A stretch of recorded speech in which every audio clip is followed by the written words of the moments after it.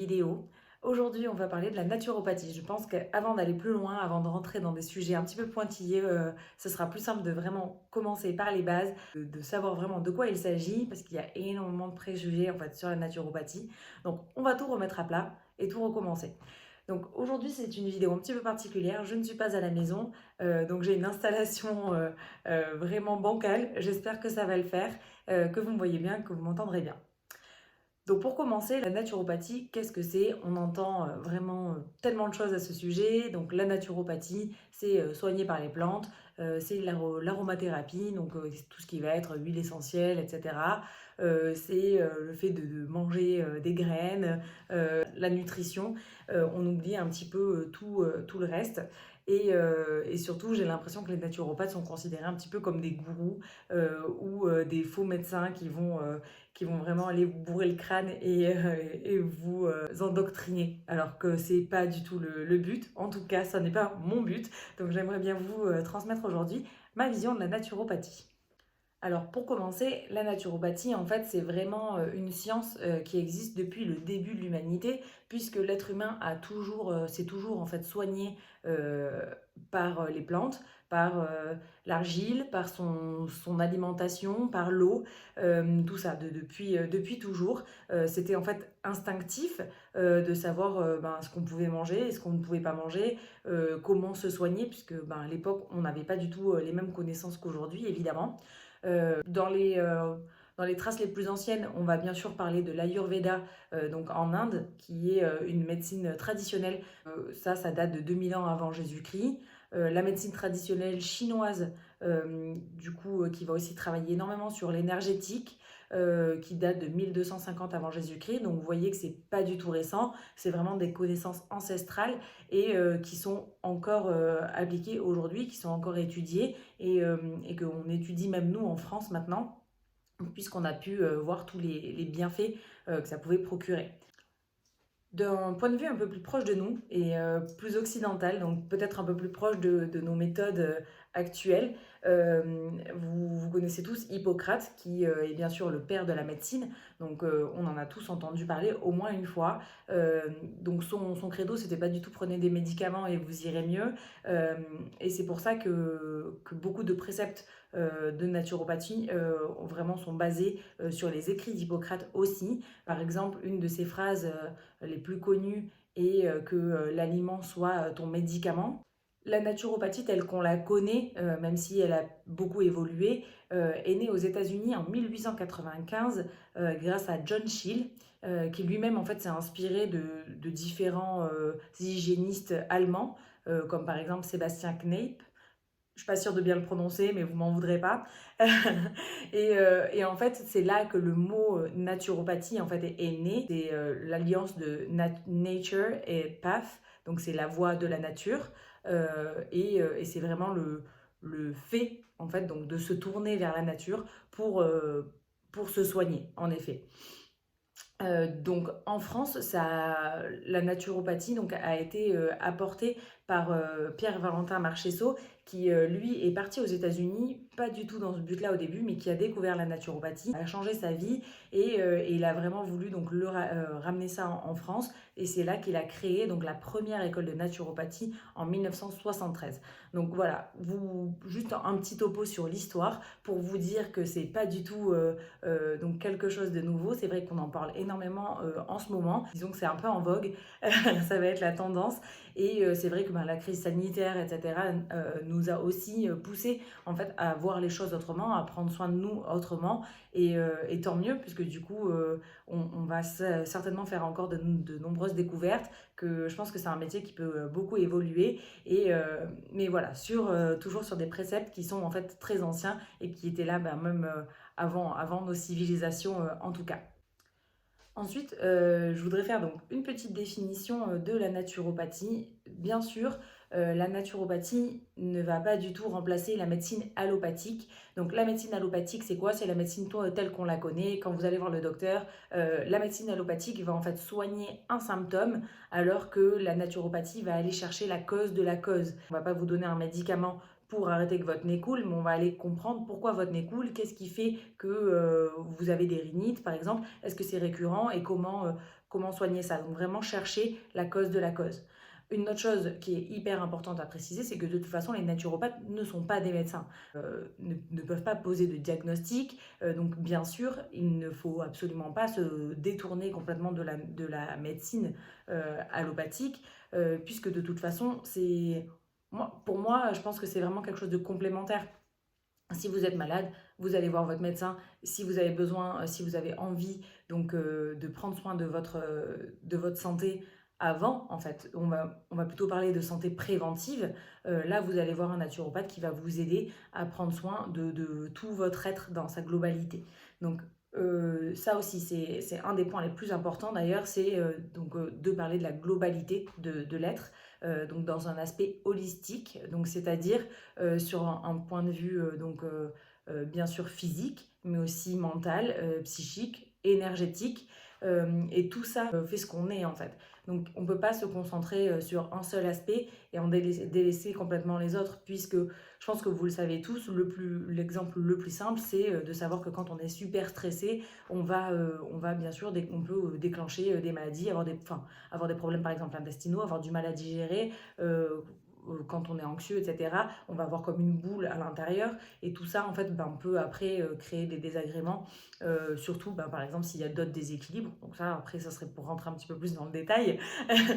Mais en restant très simple et en superficie, voilà. Donc, c'est-à-dire que des déséquilibres, en fait, mentaux, émotionnels, peuvent de toute façon influer sur votre santé aussi bien que la nutrition, la prise de médicaments, etc. Donc vraiment, il faut absolument pas oublier tout ce qu'on est, parce que c'est important d'avoir une vision holistique, donc comme je le disais. Un naturopathe, en fait, qu'est-ce que c'est? C'est un coach en hygiène de vie. C'est quelqu'un qui va vous aider à améliorer votre vitalité, euh, mais ça peut aussi, du coup, vous aider si vous avez des maladies chroniques, par exemple.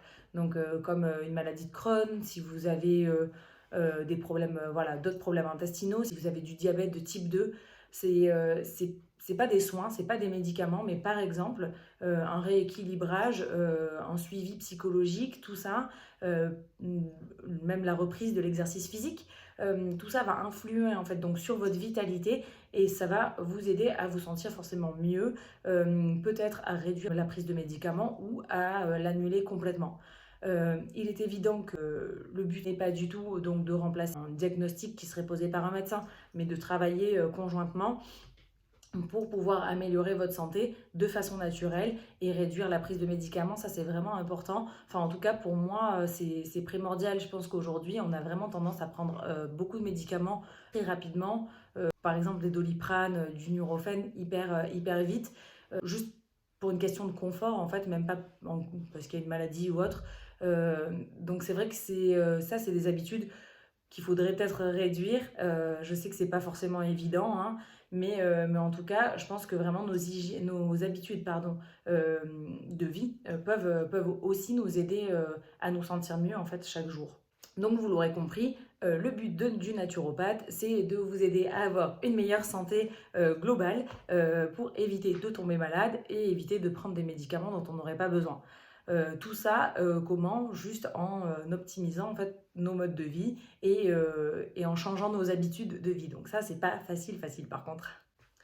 Et c'est d'ailleurs pour ça que c'est important en fait de se tourner vers un professionnel, que ce soit un naturopathe, mais que ce soit aussi peut-être un hypnothérapeute, un ostéopathe, un réflexologue. Il y a énormément de professions en fait qui peuvent vous aider à prendre soin de votre corps en fait, de votre santé, dans une vision plus naturelle et je pense que c'est important de se faire accompagner parce que c'est pas toujours évident de changer ses habitudes, c'est pas toujours évident aussi de savoir ce qu'on fait, est-ce qu'on le fait bien, est-ce qu'on le fait mal. Il y a des choses qui fonctionnent pour certaines personnes et d'autres qui vont pas fonctionner. Enfin, donc on est vraiment tous différents et c'est important d'avoir quelqu'un qui va pouvoir vous accompagner là-dedans, vous aiguiller et vous écouter aussi parce que de toute façon, parfois on peut avoir des doutes, on peut avoir du mal à s'écouter et donc c'est bien de pouvoir être suivi par un professionnel qui va vous aider là-dedans et va vous donner les bons conseils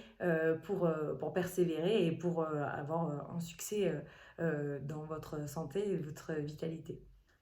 Bon, du coup, on passe sur une partie un petit peu moins sympa et j'avais bien conscience que ça peut être un peu anxiogène, mais c'est aussi important quand même de sensibiliser tout le monde, que ce soit pour vous ou pour vos proches. Il faut quand même donc prendre conscience que en quelques années, nos habitudes ont complètement changé et pas forcément dans le bon sens.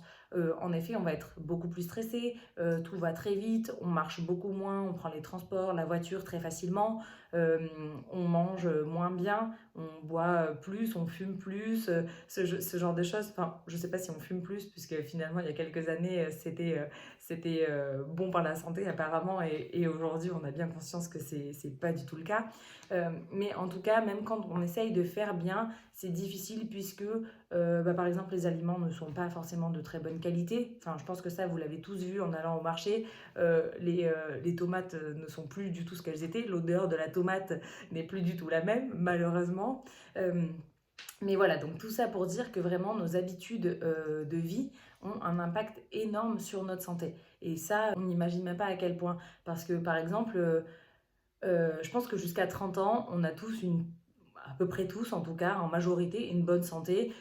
On digère super bien, on n'a pas de mal même quand on a pris une cuite à se lever, etc. Euh, mais tout ça ne dure pas en fait, malheureusement. Donc c'est vrai que toutes les habitudes qu'on prend, tous les toxiques qu'on ingère et qu'on accumule, tout ça va jouer en fait sur notre santé enfin, plus tard. Et même si aujourd'hui on est peut-être encore en bonne santé et qu'on se dit ah bah carpe diem, ouais bah j'ai envie de manger des côtes de bœuf à tous les repas, boire une bouteille de vin rouge et j'ai pas envie de faire du sport parce que j'ai la flemme. Ouais, bon, bah, tout a des limites. À un moment, il faut quand même en prendre conscience. Et surtout, je vois qu'il y a un boom sur des maladies comme, par exemple, les cancers, l'obésité. Et tout ça, je pense que c'est vraiment des choses sur lesquelles on peut agir donc en améliorant notre mode de vie. Et ça c'est hyper important. Même si on fait pas toujours bien, même si bah oui, moi aussi, quand je suis en vacances, j'ai envie de boire de l'alcool, de manger des rillettes et j'ai pas trop envie de me prendre la tête. Mais en fait, je garde toujours dans un petit coin que oui, ben, il faut manger des légumes, que c'est important d'avoir un équilibre dans son assiette, de faire une activité sportive, même si c'est pas très intense, même si c'est pas 5 fois par semaine. Mais quand même, je fais attention à ce genre de choses. Quand je vais prendre l'apéro, ben, on va rajouter des petits légumes sur le côté, boire aussi de l'eau, voilà. Ce genre de choses, en tout cas, qui permet de réduire les effets néfastes au maximum, même si clairement, je ne suis pas irréprochable et je pourrais faire beaucoup mieux en tout cas. Comme je le disais tout à l'heure, c'est difficile donc de faire bien aussi en termes d'alimentation, puisque aujourd'hui, donc les plats préparés, tout ce qu'on trouve en fait dans les supermarchés sont souvent ultra transformés. On va y rajouter du sucre qu'on va cacher avec des noms bizarres, donc personne comprend, on ne sait pas ce qu'on mange, du sel partout, des graisses saturées. Tout ça fait que l'huile a mauvaise presse, mais qu'en fait, il faut simplement apprendre à les consommer intelligemment. Et c'est pas facile parce qu'en fait, on nous explique pas ça. On met des indices A, B, C sur les aliments, mais c'est complètement fou. En fait, à partir du moment où on n'est pas capable de savoir ce qu'il y a à l'intérieur, clairement, on peut pas mettre que c'est A. Enfin, pour moi, en tout cas, il faut vraiment pouvoir au moins tracer ce qu'on mange. C'est très difficile de savoir d'où viennent nos aliments. On a du mal aussi, par exemple, à trouver des aliments qui vont être bio, local, de saison. Enfin, ça, c'est vraiment une plaie, c'est horrible. Donc voilà, même quand on veut faire bien, c'est pas toujours facile. Mais je pense que c'est vraiment important déjà d'être dans cette démarche-là et d'avoir cette intention-là, puisque ça va aider sur de nombreux points. Hormis ça, il y a bien sûr donc la qualité du sommeil, donc l'exercice physique encore une fois, le stress, L'endroit où on vit, par exemple la pollution lumineuse, sonore, atmosphérique, donc tout ça qui vont donc, bien sûr avoir des impacts sur notre santé et qui peuvent donc déclencher de nombreuses maladies. Donc c'est le point où je voulais en venir et dont je parlais, donc qui peut être un peu anxiogène. Toutes ces mauvaises habitudes peuvent en fait être des déclencheurs à de nombreuses maladies, maladies chroniques, inflammations qui sont connues, moins connues.